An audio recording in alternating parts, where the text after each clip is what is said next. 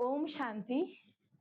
23/4/2026 चे साकार मुरलीचे सद्गुरुवारचे महावाक्य.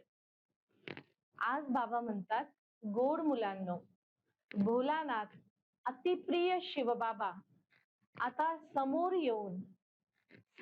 सम्मुख येऊन बाबा भेटत आहेत. तुम्ही प्रेमाने आठवण करा तर तीव्रताही वाढेल व विघ्न समाप्त होतील. प्रश्न: ब्राह्मण मुलांना कोणती गोष्ट सदा आठवण राहिली तर कधीच विकर्म होणार नाही? उत्तर: जे कर्म आम्ही करू आम्हाला पाहून सर्व करतील. हे आठवण जर राहिले तर विकर्म होणार नाही. लगेच बाबा म्हणतात, देह जर समजा चूक झाली तर लगेच त्याचा दंडही मिळेल. पापकर्म केले तर धर्मराजापासून ते कधीही लपत नाही आणि म्हणून पुढे चालून आणखीनच कडक नियम होतील. या इंद्र सभेमध्ये कुणीही पतीत लपून येऊन बसू शकत नाही. आजचं गीत आहे, भोलेनाथ से निराला कोणी आणखीन नाही आणि ईश्वरा माझी बिगडी बनवणारा आणखीन कुणीही नाही. ओम शांती. भोलानाथ अर्थात बोळा. त्रास सहन करूनही बाबांनी उदाहरण दिलं, जसे एखादे पिता असतात, वडील असतात, ते त्रास सहन करूनही मुलांना शिकवतात, सांभाळतात, मोठं करतात आणि जेव्हा वय जास्त होतं तेव्हा वानप्रस्थ आश्रमामध्ये निघून जातात. जिम्मेदारी सर्व मुलांना सोपवून देतात.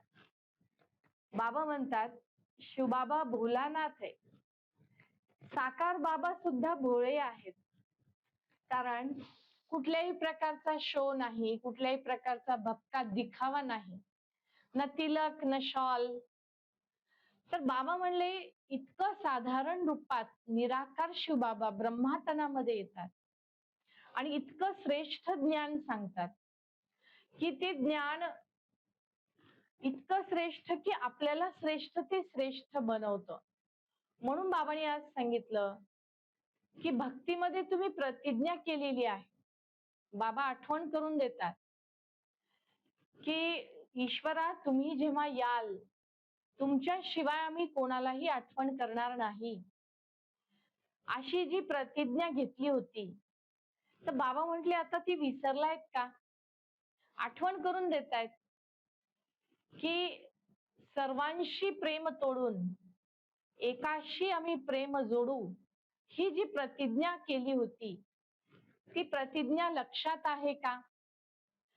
बाबा आठवण करून देतात की आता तुम्हाला मायाचे विघ्न पार करायचे आहे, मायाला जिंकायचं आहे आणि म्हणून आता आत्म अभिमानी बनायचं आहे, ज्ञानाची कमाई करायची आहे. आज बाबांनी ज्ञानाला धन म्हटलेलं आहे. ज्ञान धन हे कमाईचं साधन आहे. आध्यात्मिक ज्ञान, स्पिरिच्युअल ज्ञान हे आत्म्याची खरी कमाई आहे. म्हणून बाबांनी सांगितलं की ईश्वराच्या आठवणीने, योगाने शरीर निरोगी बनतं आणि ज्ञानाने आत्मा धनानी संपन्न बनते.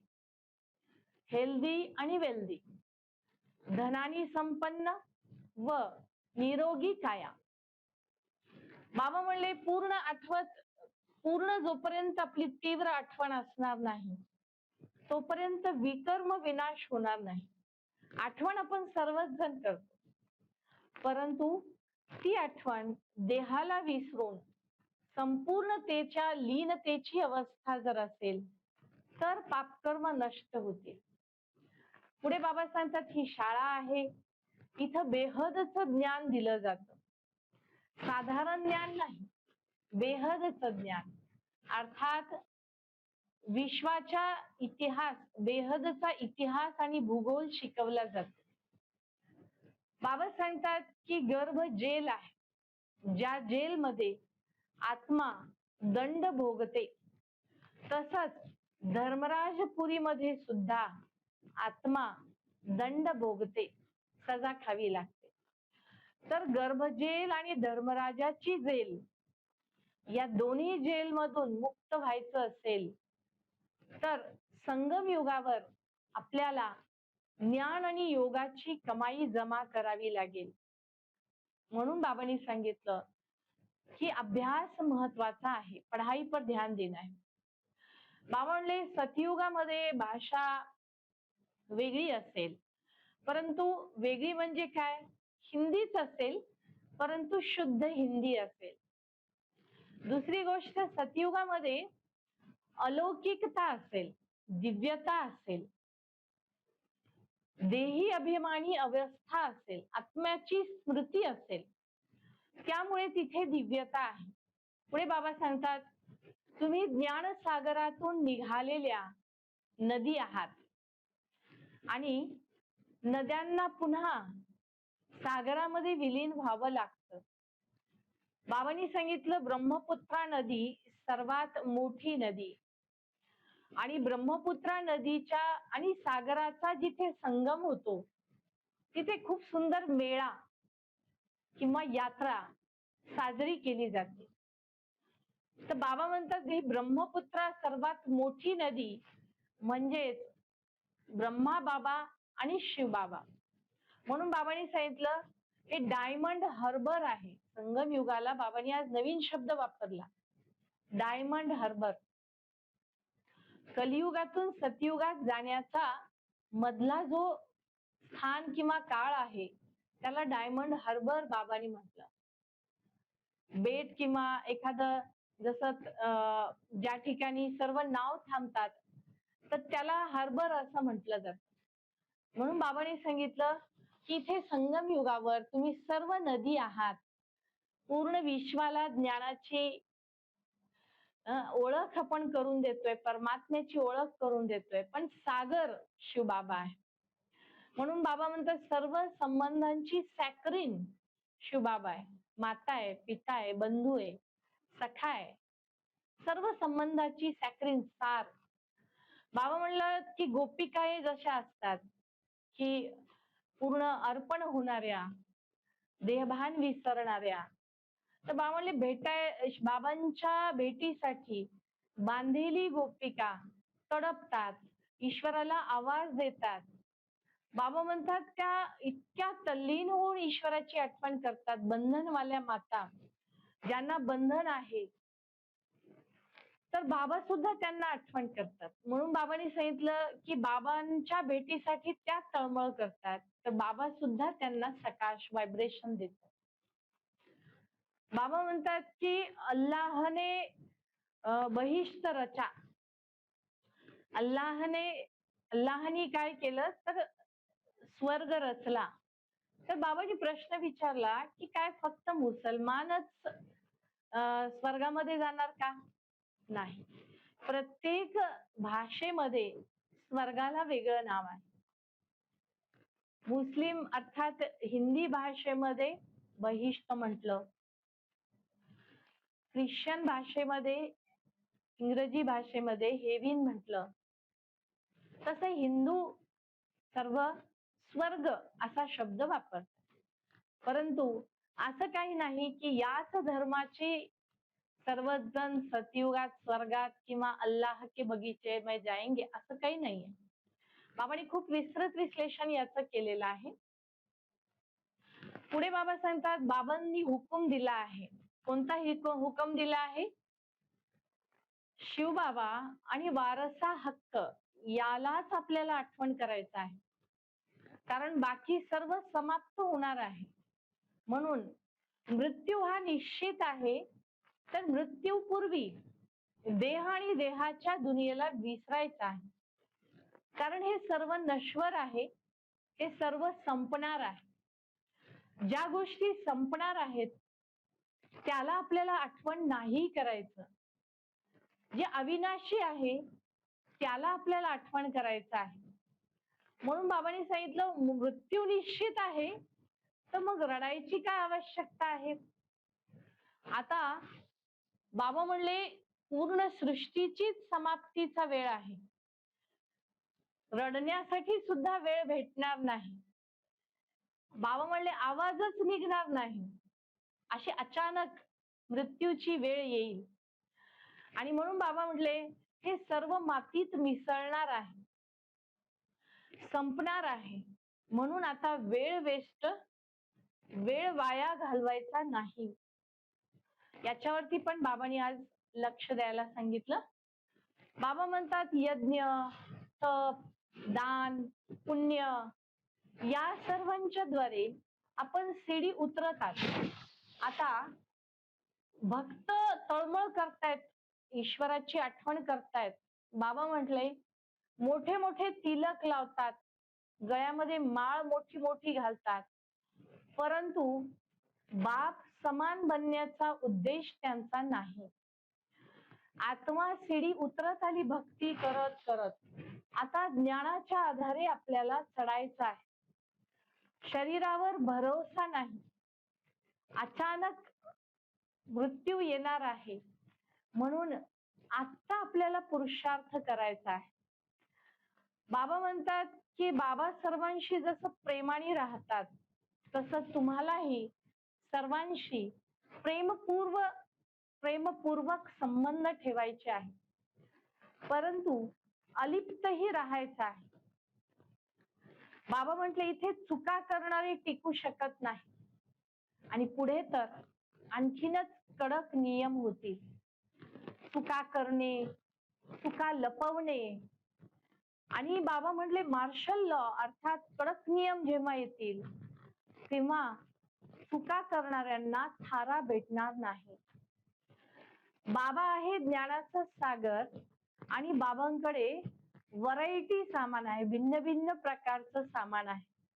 सागर आहे म्हणजे अविनाशी, संपणार नाही.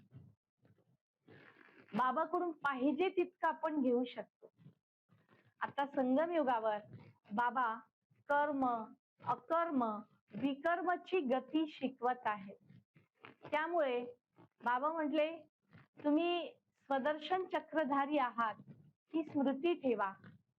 ब्राह्मण कुलभूषण आहात ही स्मृती ठेवा. प्रजापिता ब्रह्मा कुमार कुमारी आहात ही स्मृती ठेवा. कारण ज्ञानाचा अभ्यास जितका सखोल असेल, बाबा आपल्याला तिसरा नेत्र देत आहे, तिसरा डोळा ज्ञानाचा, ज्याद्वारे आपण भविष्यामध्ये श्रेष्ठ पद प्राप्त करू शकणार आहोत. म्हणून ह्या सर्व स्मृतींना जागृत ठेवून आत्म्याची कमाई करायची आहे. या सर्वांचं विस्तृत विश्लेषण आज बाबांनी महावाक्यांमध्ये केलेलं आहे. अच्छा गोड गोड मुलांप्रती मातपिता बापदादांची सुमधुर आठवण, सुप्रभात आणि नमस्ते.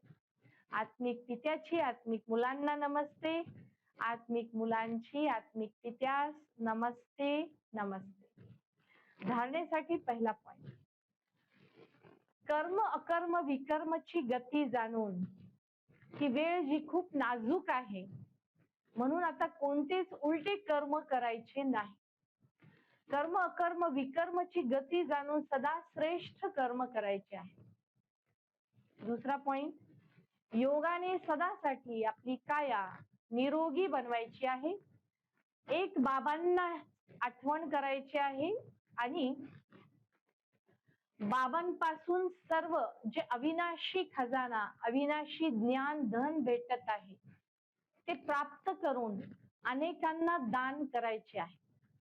आजचं वरदान, सहनशीलताच्या गुणाद्वारे कठोर संस्कारांना सुद्धा शीतल करणारे, शीतल बनवणारे संतुष्ट मणी भव. बाबा म्हटले अनेक आत्म्यांमध्ये विभिन्न प्रकारचे कठोर अर्थात अनेक जन्माचे कळे संस्कार आहेत. ज्यांच्यामध्ये सहनशीलतेचा गुण असतो ते चेहऱ्याने सुद्धा संतुष्ट राहतात, दिसतात आणि अनेकांनाही संतुष्ट करतात. संतुष्ट राहणे म्हणजे सफलता प्राप्त करणे.